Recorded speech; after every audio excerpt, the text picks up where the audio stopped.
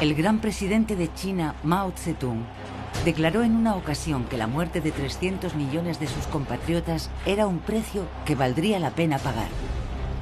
Básicamente estaba diciendo, estoy dispuesto a perder a la mitad de mi pueblo para conseguir lo que quiero, estoy dispuesto a correr ese riesgo. Es una forma de pensar brutal y desalmada. Finalmente, su despiadado régimen político será responsable del exterminio de millones de personas. La violencia sirve para llegar al poder. Estaba convencido de que la política tenía que ser violenta. Esta es la historia de un autócrata sádico adicto a la brutalidad. Desde sus raíces comunistas y a lo largo de todo su reinado de crueldad y venganza. Mao se encuentra al nivel de Hitler y Stalin. Incluso después de su muerte, el miedo que infundía Mao hace que se le siga adorando a día de hoy.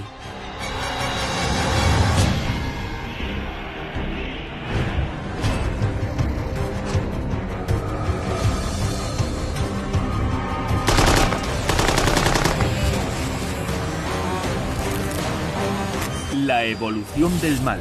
Capítulo 3. Mao, el presidente de la muerte chino.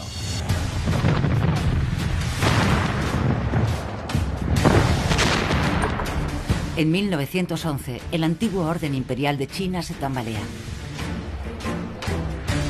Después de 2000 años de gobierno dinástico, el pueblo derroca a su emperador. Y lo que sigue será una década de anarquía y violencia sin ley. China estaba sumida en una profunda depresión a finales del siglo XIX y principios del XX. Había un sistema imperial que no permitía el debate, la discusión o la crítica. De modo que si no eras feliz con la situación en la que habías nacido, tenías que rebelarte, luchar contra el orden, hacerte revolucionario.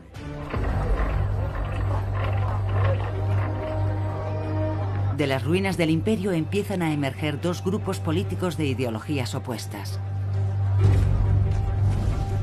Los nacionalistas, que buscan la transformación de China en una república capitalista de corte occidental. Y los comunistas, un pequeño grupo inspirado por la revolución bolchevique de Lenin en Rusia. Ambas facciones dicen representar a los 600 millones de campesinos que viven en condiciones casi medievales en el país. Pero este choque de ideologías planta las semillas de una sangrienta guerra civil que asolará China durante 2 décadas.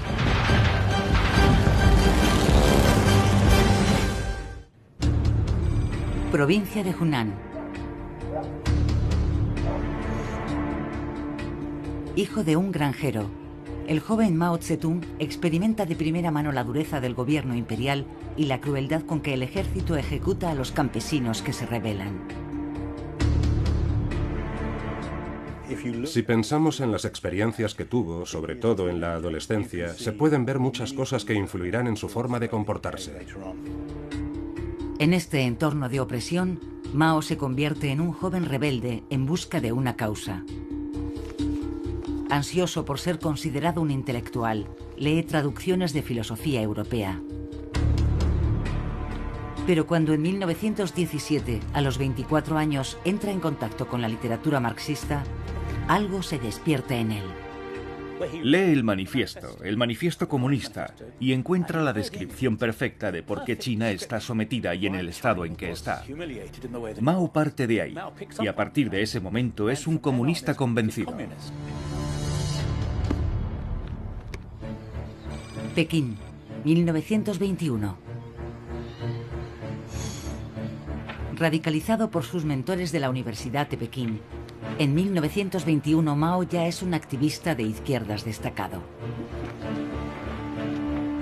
Está convencido de que el comunismo es el único camino para hacer triunfar una revolución, porque el partido tiene amigos poderosos.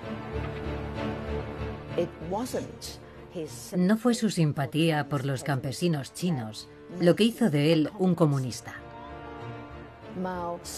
Mao se dio cuenta de algo muy importante, que el vecino más poderoso de China, Rusia, estaba decidido a poner al Partido Comunista Chino en el poder. De modo que en 1922, un año después de su fundación, Mao se une al recién nacido Partido Comunista Chino. Él piensa que son los únicos que tienen la determinación para alcanzar el poder y quiere estar en el bando de los ganadores.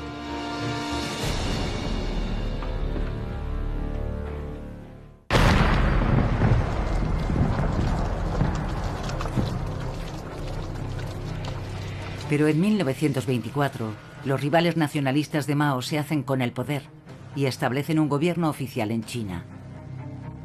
Mao se da cuenta de que él tiene la clave para conseguir el triunfo de los comunistas chinos y se produce el primero de sus numerosos choques con sus camaradas rusos.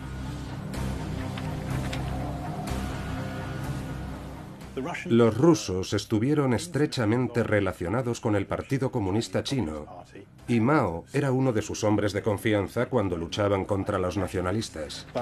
Pero siempre tuvo la sensación de que los rusos les decían a los comunistas chinos lo que tenían que hacer.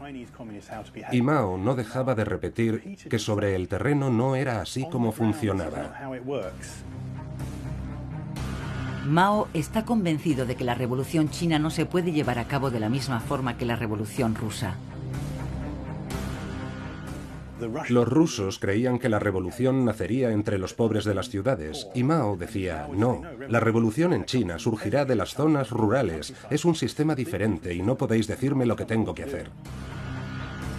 La firme convicción de Mao de que la chispa de la revolución tenía que surgir de los campesinos chinos se convierte en la piedra angular de su filosofía política durante las 4 décadas siguientes.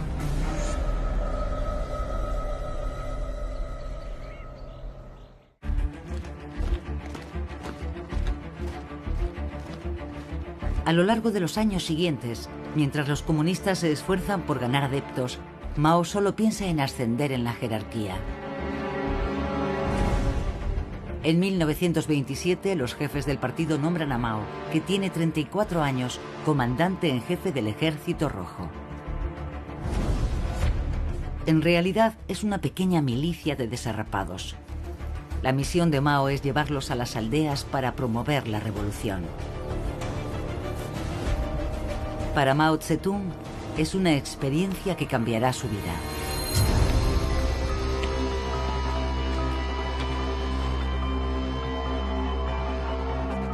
Su método para hacer la revolución es simple: volver a los campesinos en contra de sus señores.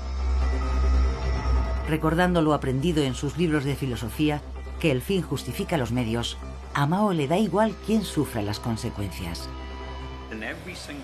En cada aldea a la que llegan, se reúne a los campesinos y se les obliga a denunciar a un número de víctimas cuidadosamente seleccionadas, a las que se considera tiranos, terratenientes o traidores. Se dice que los campesinos detienen a los opresores de las masas, los pasean atados, los humillan y los ejecutan. La violencia de 1927 marca el inicio oficial de la sangrienta Guerra Civil China y enseña a Mao una lección que le será muy útil en su imparable ascenso al poder. La violencia funciona. Él mismo dijo que en aquel momento se había convencido de que la política tenía que ser violenta, porque nadie abandona el poder voluntariamente, hay que arrebatárselo. Él dijo la famosa frase: todo poder nace del cañón de un arma.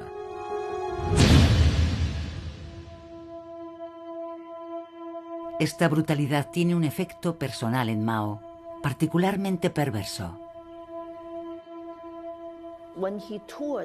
Cuando vio con sus propios ojos en sus viajes por las aldeas la violencia y las atrocidades, él mismo dijo que había cambiado.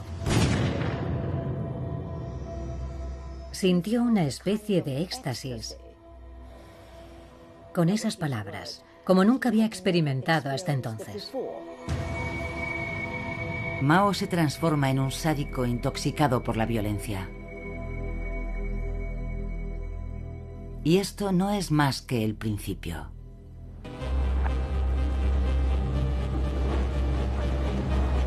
En las altas esferas del Partido Comunista se reconoce el talento de Mao. Su carrera política despega, pero lejos del frente de la guerra. El mando del ejército pasó a manos de otros, y Mao se encontró en un papel político, en el cargo de comisario político. Un comisario es una especie de supervisor ideológico responsable de que en las bases del partido nadie se desvíe del pensamiento correcto. En este papel, Mao aprende otra lección crucial. Controlar lo que piensa la gente te convierte en alguien sumamente poderoso. Promovía el culto hacia su persona. La gente ya hablaba del pensamiento de Mao Zedong y lo veía como una especie de líder filosófico del Partido Comunista. Erigirse en suprema autoridad del pensamiento comunista es una maniobra que será muy útil a Mao en su magistral ascenso a la cima del poder.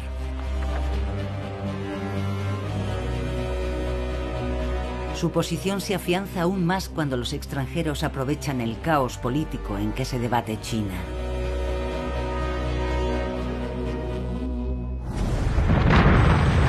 Manchuria, 1931. Japón, el enemigo histórico de China, la invade. Y se apodera de la provincia septentrional de Manchuria.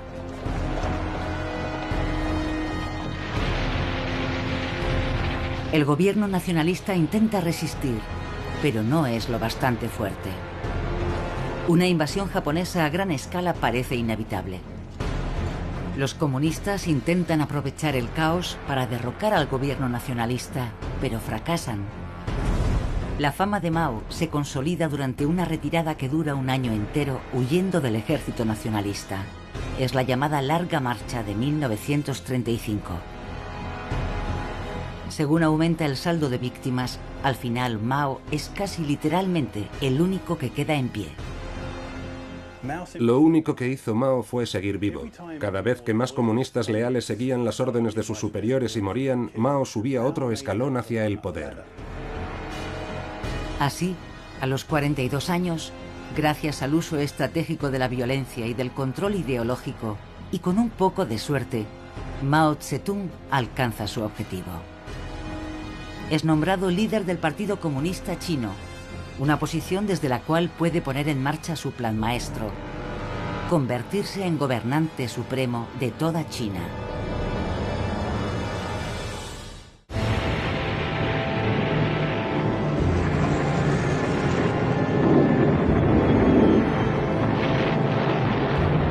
A principios de 1937, los comunistas de Mao Zedong tienen que combatir a la vez a los nacionalistas chinos, dirigidos por el general pro-occidental Chiang Kai-shek, y a los invasores japoneses, que intentan aplastar a una nación inestable.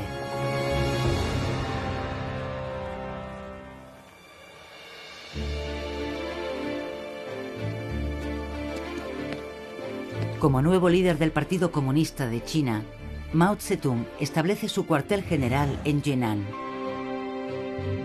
Es una ciudad en las montañas destruida por los bombardeos durante la Guerra Civil, pero su fama se extiende por todo el país.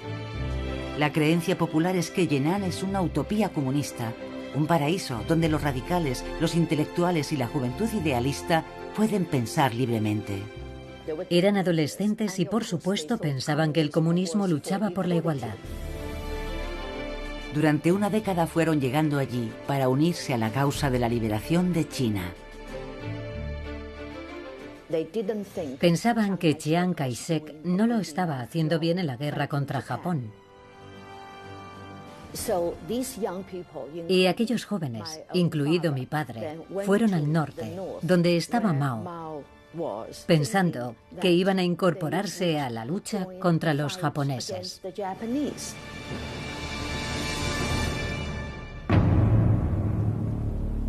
Pero Mao tiene otros planes para ellos. Su intención es convertir a los fieles comunistas de Jinan en una fuerza que le obedezca ciegamente y que le lleve al poder.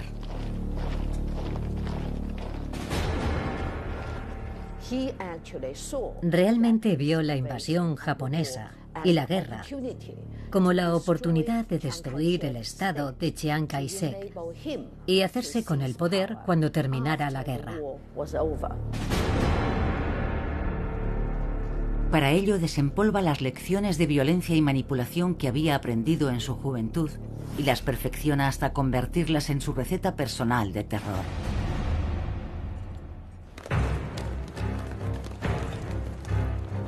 Primero erradica el principio de utopía igualitaria y establece una jerarquía, con él mismo en la cúspide. En Yenan no había nada parecido a la igualdad. En las casas había grados.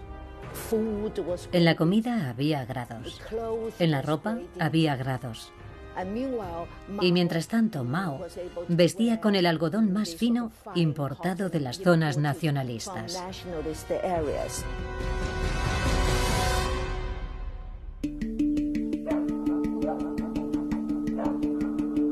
Entonces Mao utiliza su poder para tender una trampa, atrayendo a opositores potenciales para que se muestren abiertamente. Mao sugiere que la gente pueda criticarle. Debatamos juntos, discutamos nuestras diferencias. Esforcémonos por decidir qué es lo mejor para nosotros. Un grupo transmite sus quejas a un hombre al que eligen como su representante. Wang Shiwei, un escritor. Wang Shiwei era su héroe. Daba voz a su desilusión con el comunismo. Wang manifiesta públicamente las quejas de sus seguidores y pega carteles con sus críticas en las calles para que todos las vean. Mao fue a ver los carteles de Wang Shiwei y comprobó que la gente veía a Wang Shiwei como a su héroe.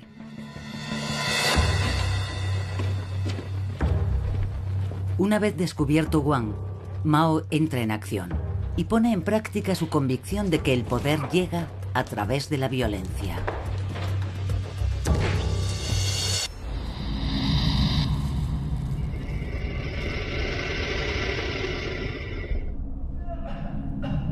Mao somete a Wang Shiwei a un sádico método de tortura rompiéndole las rodillas.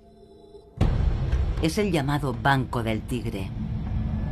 De todos los instrumentos de tortura disponibles, es su favorito.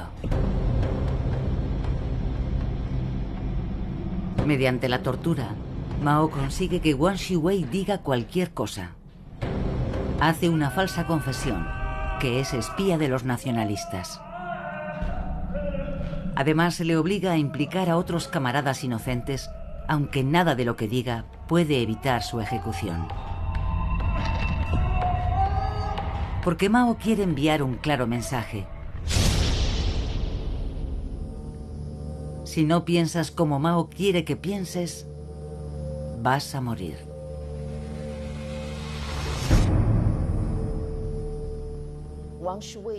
Wang Shiwei fue asesinado por el KGB de Mao.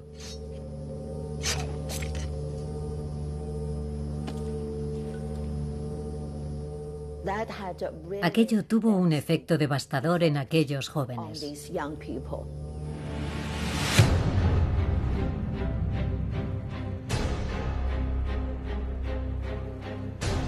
Pero Mao no tarda en extender su campaña de torturas para infundir el terror entre sus filas. Desarrolla un poderoso instinto dramático. Si haces algo, hazlo a la mayor escala posible para que todos aprendan y se beneficien de ello. O aprendan y te tengan miedo. Pero tiene cuidado de no mancharse nunca las manos personalmente. Mao es siempre la figura que observa entre las sombras. No creo que se pueda encontrar ninguna prueba que sitúe a Mao apretando un gatillo o colgando a alguien.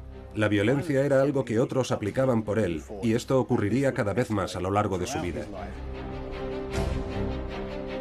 Igual que Stalin en la Unión Soviética, Mao justifica su campaña de terror afirmando ver espías por todas partes. Mao sabía muy bien que no eran espías.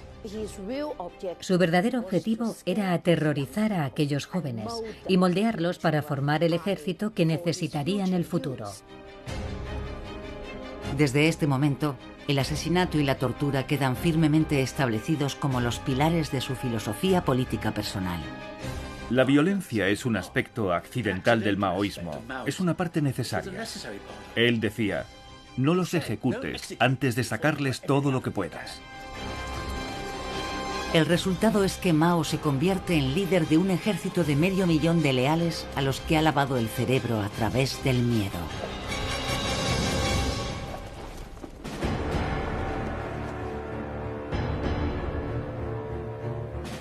En 1945, China lleva 8 años combatiendo a los invasores japoneses. Con millones de desplazados, China se encuentra de rodillas y es campo abonado para la revolución. Mao decide que ha llegado el momento de dar el siguiente paso.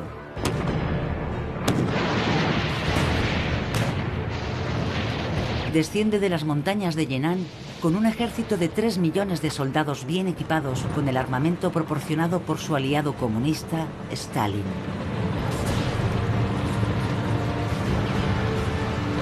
En 1949, los nacionalistas no solo han perdido el apoyo popular, sino la voluntad de seguir luchando. Su líder, el general Chiang Kai-shek, renuncia.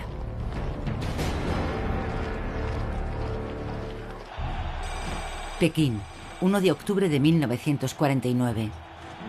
Pocos días después, Mao Zedong se proclama líder supremo de 600 millones de personas. El nacimiento de esta nueva nación es la culminación de 27 años de terror, tortura y manipulación. Pero es aclamado como un héroe por el pueblo. Mao era genuinamente popular entre la población china en 1949 porque había dirigido una revolución de campesinos. Había acabado con siglos de opresión, derrotado a los terratenientes, a los señores de la guerra, a los japoneses, a los nacionalistas, y dijo, nos hemos levantado como pueblo y ahora crearemos nuestro mundo. Lo que los chinos no saben es que lo más terrible del mandato de Mao aún está por llegar.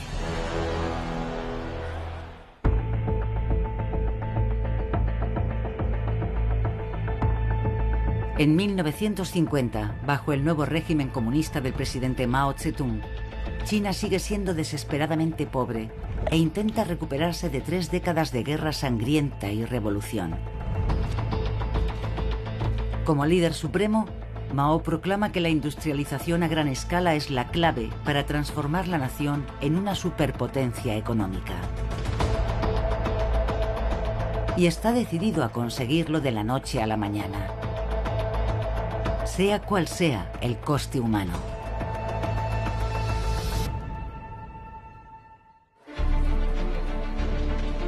Mao bautiza su plan como el Gran Salto Adelante. La idea del Gran Salto Adelante era supuestamente llevar a China al futuro, crear una utopía comunista y hacerlo en solo 15 años. El plan es comprar fábricas enteras a sus aliados rusos y pagarles con cereales cultivados por los campesinos chinos. Mao tenía un sueño, incluso antes de conquistar China. Y para hacer realidad ese sueño, Mao necesitaba comprar grandes cantidades de tecnología y equipamiento nuclear, de tecnología y equipamiento de misiles, todo tipo de material militar, complejos industriales. El presidente no tiene duda de que el fruto de su visión será el ascenso meteórico de China a la categoría de superpotencia económica y al dominio global, con él al timón. Pero todo depende de que todo el mundo haga exactamente lo que se le diga.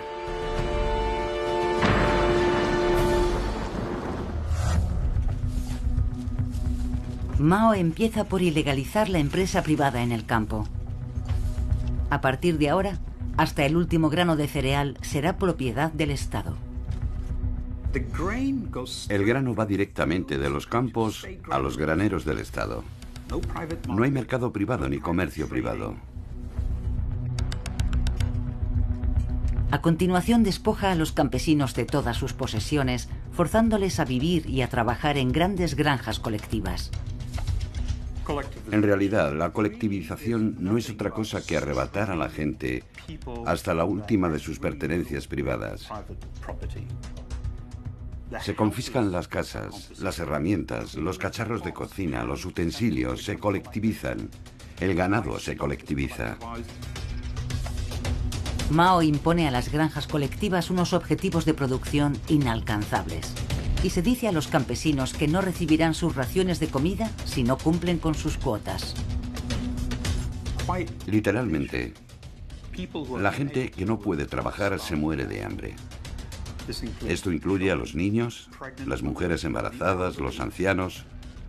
Todos ellos se quedan fuera del reparto de alimentos.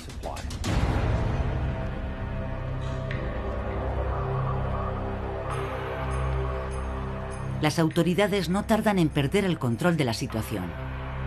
El pueblo, hambriento, cada vez está más débil y es más incapaz de trabajar.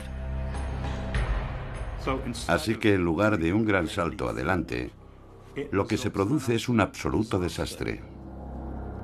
Por todo el país, millones de personas mueren de hambre al colapsarse la cadena de producción de alimentos.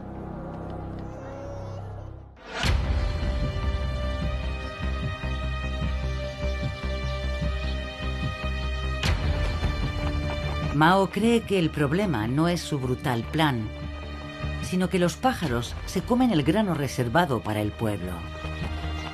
Y promulga un edicto. Los chinos deben eliminar hasta el último gorrión. Una de sus ideas más enloquecidas fue la guerra contra los gorriones. Decidió que si los chinos podían matar a todos los gorriones de la nación, los 10 granos que comía cada uno de esos gorriones serían para los humanos. Todo parece muy lógico. Así que pone a los chinos a correr de acá para allá golpeando cacharros, manteniéndolos despiertos hasta que caen muertos de cansancio al suelo.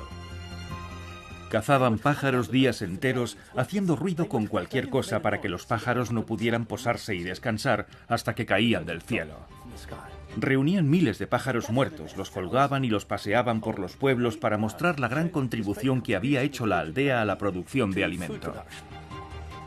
Muy bien, presidente Mao, solo que ahora ya no hay nada que se coma los insectos, de modo que el siguiente año se pierden todas las cosechas porque las orugas y las langostas se comen todo el grano y la hambruna es terrible. Lejos de aliviar el sufrimiento de su pueblo, la intervención de Mao empeora aún más las cosas.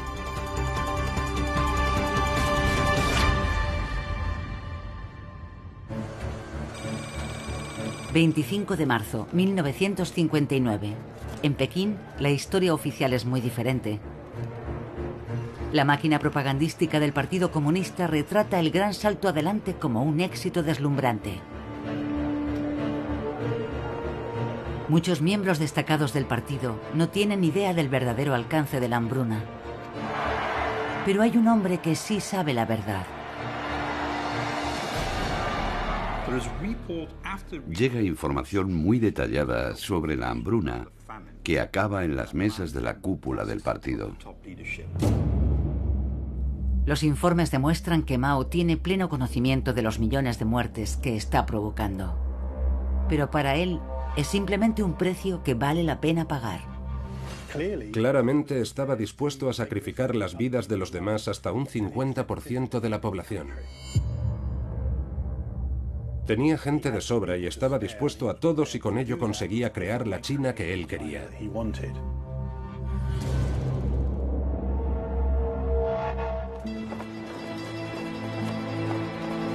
En la primavera de 1959, la verdad empieza a salir a la luz. Es difícil esconder 14 millones de muertos. Pero en lugar de intentar frenar la hambruna, Mao planea ampliar aún más su gran salto adelante. Entre los más veteranos del Partido Comunista hay dudas sobre su liderazgo, pero nadie sabe muy bien qué se puede hacer. El problema que tiene China es que no hay oposición. Todo el mundo está de acuerdo en que ya viven en una utopía, así que nadie puede decir que haya nada malo en esa utopía. Entre bastidores, la mano derecha de Mao empieza a tener serias dudas. Liu Shaoqi es el número 2. Ahora es el jefe del Estado y respalda prácticamente en todo a Mao. Pero Liu Shaoqi está horrorizado por los efectos de la hambruna. Liu Shaoqi decide hacer lo impensable y contradecir al líder supremo. Es una decisión que requiere un extraordinario valor.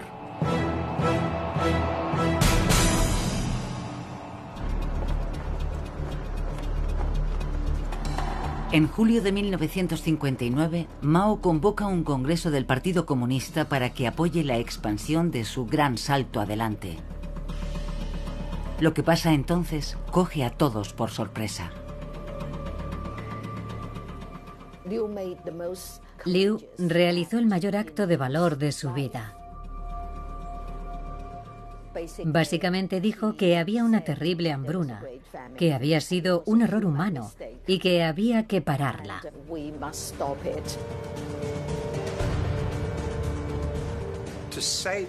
Decir que había sido un desastre causado por el hombre era en realidad un ataque directo contra la totalidad de la visión propuesta por Mao con el gran salto adelante. Y eso era realmente romper un tabú.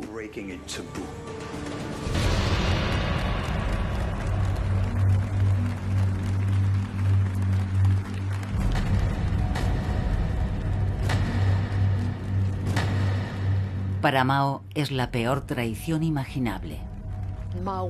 Mao estaba furioso porque odiaba que le quitaran la razón.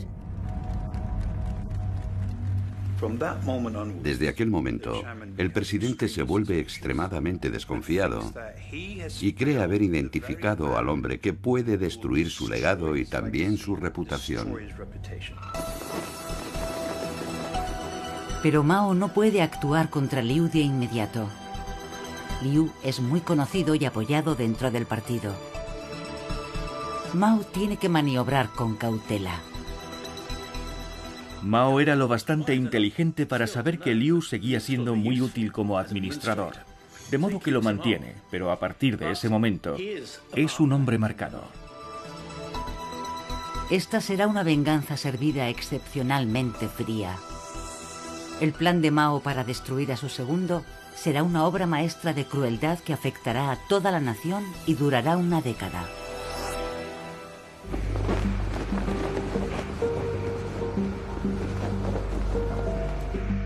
En 1965, el presidente Mao, a sus 71 años, ha sido líder supremo de China durante 16. Pero a causa de la desastrosa hambruna provocada por sus políticas, por primera vez se murmura en las altas esferas del partido que quizá habría que sustituir al gran timonel. Pero en lugar de esperar a que sus enemigos vayan a por él, Mao decide tomar la iniciativa. Estaba decidido a recordar a su pueblo que, en sus palabras, una revolución no es una fiesta. Vamos a tener que romper algunas cabezas. Vamos a tener que ser muy duros con nosotros mismos para no sucumbir a las tentaciones de lo que él llamaba el camino capitalista. El plan de Mao es desatar una revolución tan devastadora como la primera, pero aún más siniestra en su ejecución. Una revolución cultural. Mao propone limpiar la nación de la ideología burguesa que, según él, sigue viva en la vieja generación. Igual que en Yan'an, lo que quiere es que los 600 millones de chinos practiquen el verdadero pensamiento correcto comunista. Y una vez más, él será la única persona que decida cuál es el pensamiento correcto.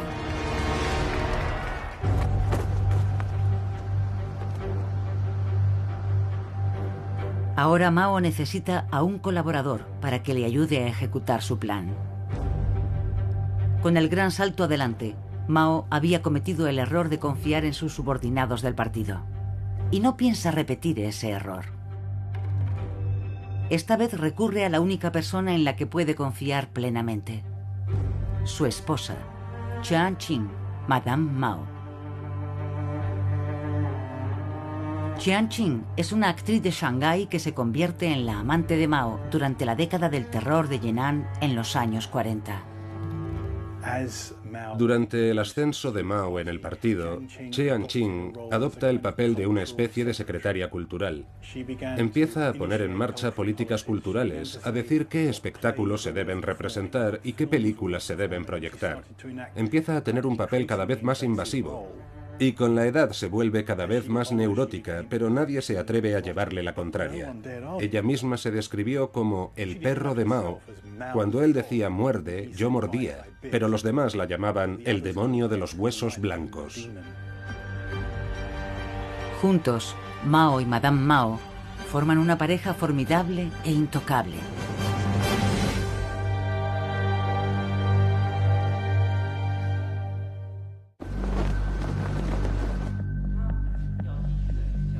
Una vez más, Mao inicia su nueva revolución cultural con una declaración política tan vaga que la puede moldear a voluntad para servir a sus fines.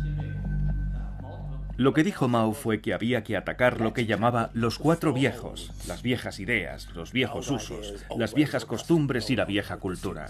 Eso lo comprendía todo, era una manta que lo cubría todo, así que todo lo que no le gustase sería atacado.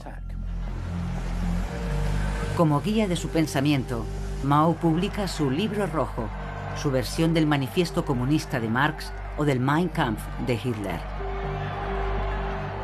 Esta colección de más de 400 pensamientos de Mao es una ventana a la mente de un dictador empeñado en fomentar la violencia.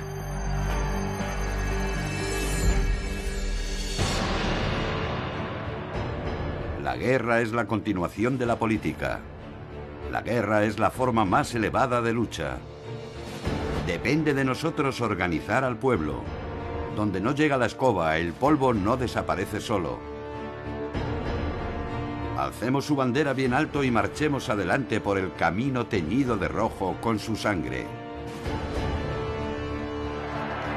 Con más de 1.000 millones de ejemplares, el Libro Rojo es una de las obras más publicadas de la historia. El objetivo de Mao es capturar las mentes de aquellos que son más fáciles de moldear, los jóvenes. Cobrará mayor importancia más adelante al educar una generación entera con los pensamientos de Mao Zedong.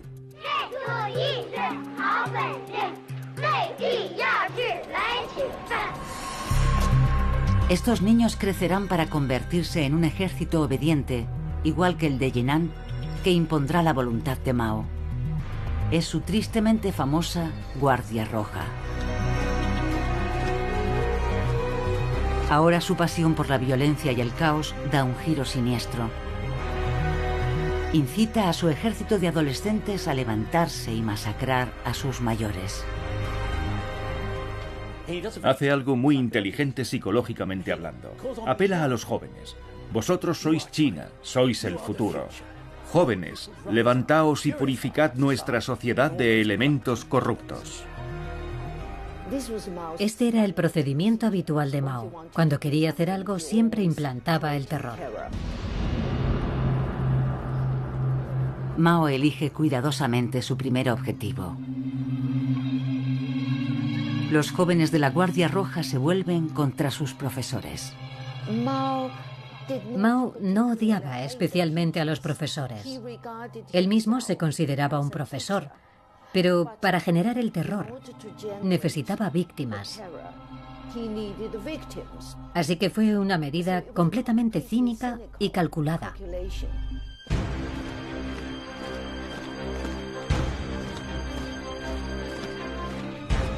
Miles de profesores sufren ataques. Solo en Pekín cientos son asesinados.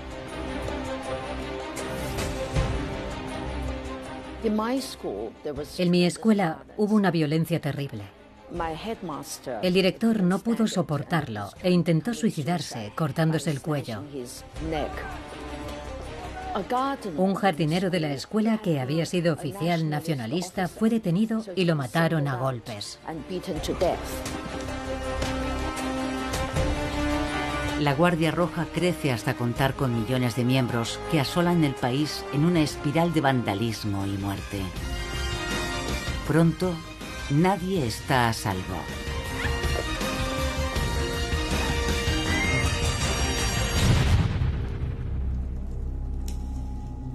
China se convierte en un desierto cultural.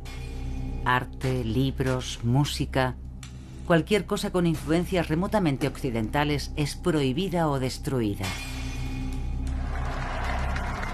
Pero el verdadero objetivo de Mao apenas empieza a vislumbrarse. Pekín, septiembre de 1967. Mao ordena a sus guardias rojos que extiendan su reinado de terror a sus rivales en el Partido Comunista.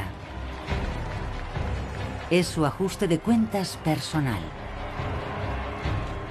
Se utiliza la metáfora de la cirugía. Hay que extirpar el cáncer para que el cuerpo político se recupere. De modo que la violencia no es solo un medio para alcanzar un fin. Es algo esencial en cualquier situación revolucionaria. Violencia es revolución. Cientos de miles de funcionarios del partido son enviados a campos de trabajo, empujados al suicidio, encarcelados o simplemente asesinados. Son las personas que han mostrado dudas sobre el gran salto adelante de Mao.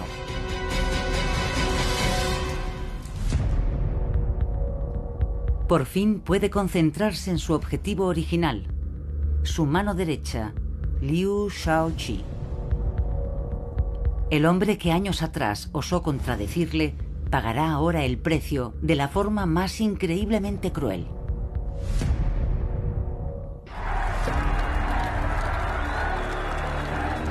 En 1968, la revolución cultural del presidente comunista Mao Zedong, concebida para destruir a todo aquel que se oponga a él en China, está a punto de alcanzar su objetivo. Mao está más decidido que nunca a mantenerse en el poder.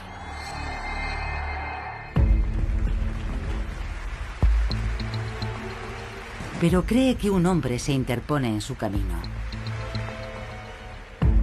Mao siempre ha experimentado un placer sádico en infligir dolor y humillación. Y ahora sella el destino de su fiel segundo, Liu Shaoqi. Pero dado que Liu cuenta con muchos apoyos en el Partido Comunista, primero Mao tiene que minar su credibilidad. Nadie se habría puesto de su parte si hubiera dicho cuál era la verdadera razón de su odio hacia Liu Shaoqi. Por eso tuvo que inventar todo tipo de acusaciones, como que Liu era un traidor, que había traicionado al partido, etc. La maquinaria de la propaganda estatal se pone en marcha obedientemente. Prácticamente de la noche a la mañana, la reputación de Liu queda destruida. Y a continuación viene la humillación.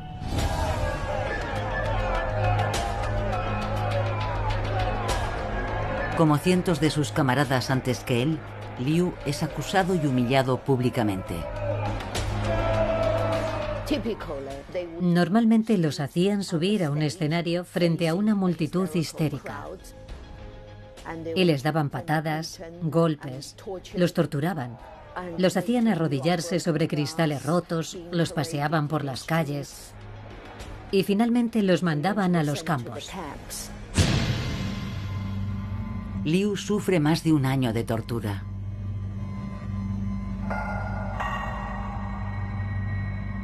Al final, en su celda, le llega la muerte. Pero no es ningún acto de compasión. El capítulo final de la vida de Liu es planificado personalmente por Mao para que sea lo más lento y doloroso posible.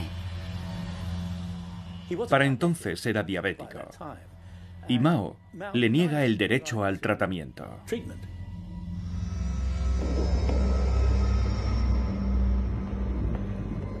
Murió en el suelo de una celda sobre sus propios excrementos. Como para demostrar que su depravación no tiene límites, Mao exige que la dolorosa muerte de Liu sea filmada para su disfrute personal. Es una historia terrible, porque era un hombre de la larga marcha. Había sido el mayor compañero de Mao en cierto sentido. Hay quien dice que si se hubiera examinado a Mao, se habrían encontrado en él aspectos de un desorden de personalidad que lo clasificaría como clínicamente enfermo, hasta el extremo de la demencia.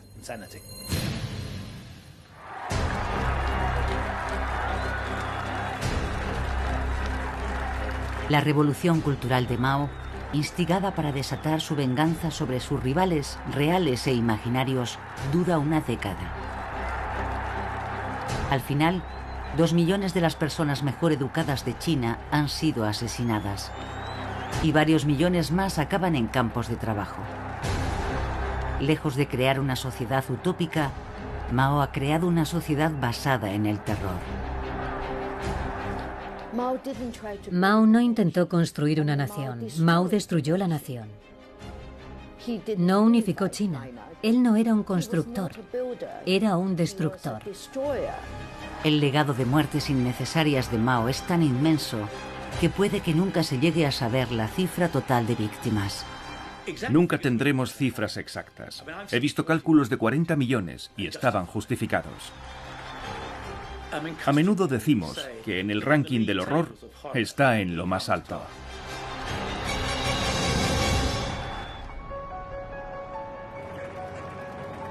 A principios de la década de 1970, cerca de su 80 cumpleaños, la salud de Mao empieza a deteriorarse. Conoció a gente como Nixon en 1972 y a otros después, y decían que se le veía muy consciente, muy alerta, aunque le costaba hablar. Pero entendía perfectamente y respondía a través de intérpretes, pero iba perdiendo facultades. En 1974, Mao queda silenciado por una enfermedad degenerativa que hace que nadie le entienda excepto su enfermera personal. Pero el miedo que ha infundido en su partido es tal que, aun siendo incapaz de gobernar, sigue siendo intocable. Perdió la capacidad de hablar los 2 últimos años. Solo balbuceaba. Pero mientras estuvo vivo y moviéndose, nadie fue capaz de hacer nada contra él.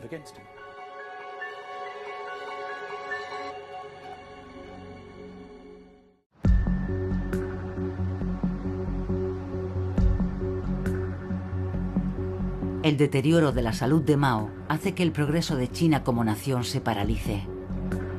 Y bajo la superficie, Mao sufre una paranoia cada vez más intensa. Estuvo en el poder 27 años y siempre vivió como si estuviera en una zona de guerra, preparado para huir todo el tiempo. En vísperas de tomar el poder en 1949, Mao temblaba como una hoja, como se suele decir, cada vez que veía a un extraño. Estaba a punto de tomar el poder en China y estaba completamente aterrado. Quizá es un castigo psicológico por su total falta de empatía hacia las vidas de sus semejantes. Pero sobre todo, en sus últimos años, Mao es consciente de que su partido piensa que ha fracasado. No había cumplido su sueño de convertir a China en una superpotencia militar para poder dominar el mundo. No se sentía satisfecho. Se compadecía de sí mismo. Pero no sentía nada por la tragedia que había infligido al pueblo chino, ni por la muerte de más de 70 millones de chinos en tiempos de paz, solo porque él tenía un sueño.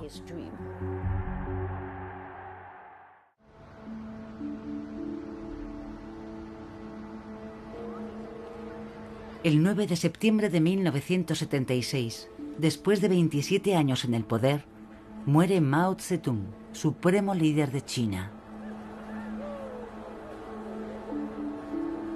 El Partido Comunista llora su muerte con escenas histéricas de duelo nacional. Pero después de su muerte, la ideología de Mao es casi totalmente rechazada. Y muchos de aquellos que encarceló serán los futuros líderes del país.